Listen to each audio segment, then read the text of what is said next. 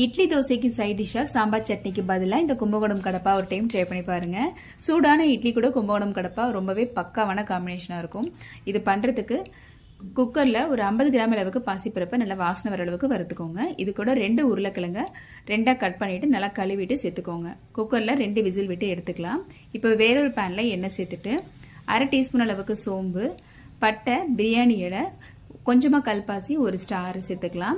அது கூட ஒரு 1/2 டீஸ்பூன் அளவுக்கு கடுகும் சேர்த்துக்கோங்க. நல்லா பொரிஞ்சு வாசனை வந்ததுக்கப்புறமா ஒரு பெரிய வெங்காயம் நல்லா நீல வாக்கில் கட் பண்ணிவிட்டு சேர்த்துக்கலாம்.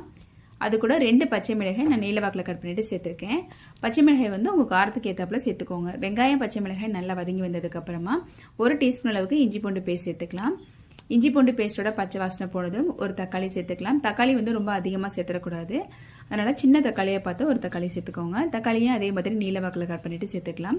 இப்போ தக்காளி வதங்குற அளவுக்கு தேவையான உப்பு, ஒரு 1/2 டீஸ்பூன் அளவுக்கு மஞ்சள் தூள் சேர்த்து நல்லா வதங்கி வந்ததுக்கப்புறமா நம்ம வேக வச்சுருக்க உருளைக்கிழங்கு தோலை எடுத்துட்டு நல்லா இந்த மாதிரி 1-2 மிக்ஸ் பண்ணிவிட்டு சேர்த்துக்கோங்க. அது கூட வேக வச்சுருக்க பருப்பையும் சேர்த்து தேவையான அளவுக்கு கொஞ்சமாக தண்ணி சேர்த்து மூடி போட்டு ஒரு 5 நிமிஷம் கொதிக்க விடலாம். இது கூட இப்போ தேங்காய், பொட்டுக்கடலை, ஒரு 1 டீஸ்பூன் அளவுக்கு சோம்பு, 1 டீஸ்பூன் அளவுக்கு கசகசா, இது எல்லாத்தையும் நல்லா ஃபைனாக அரைச்சிக்கோங்க. இப்போ பாருங்கள், இது நல்லாவே இந்த பருப்பு நல்லா கொதிச்சு வெந்து வந்துருச்சு.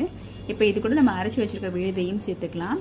தேங்காய் சேர்த்துட்டு ரொம்ப நேரம் கொதிக்க விட்டுறக்கூடாது. ஒரு 2 நிமிஷம் 3 நிமிஷம் வந்தோடனே ஆஃப் பண்ணிடணும். பாருங்கள், இப்போ ஓரளவு நல்லாவே கொதிச்சு வந்துருச்சு. இப்போ இது கூட தேவையான அளவுக்கு கொத்தமல்லி தழை சேர்த்து ஆஃப் பண்ணிங்க. ஒரு சூப்பரான கும்பகோணம் கடப்பா ரெடி. ரொம்ப ஈஸியான ரெசிபி தான். ஸோ கண்டிப்பாக மிஸ் பண்ணாமல் நீங்களும் ட்ரை பண்ணி பார்த்துட்டு எப்படி இருந்துச்சுன்னு உங்கள் லைக்ஸ் அண்ட் கமெண்ட்ஸும் ஷேர் பண்ணிக்கோங்க. தேங்க்ஸ் ஃபார் வாட்சிங்.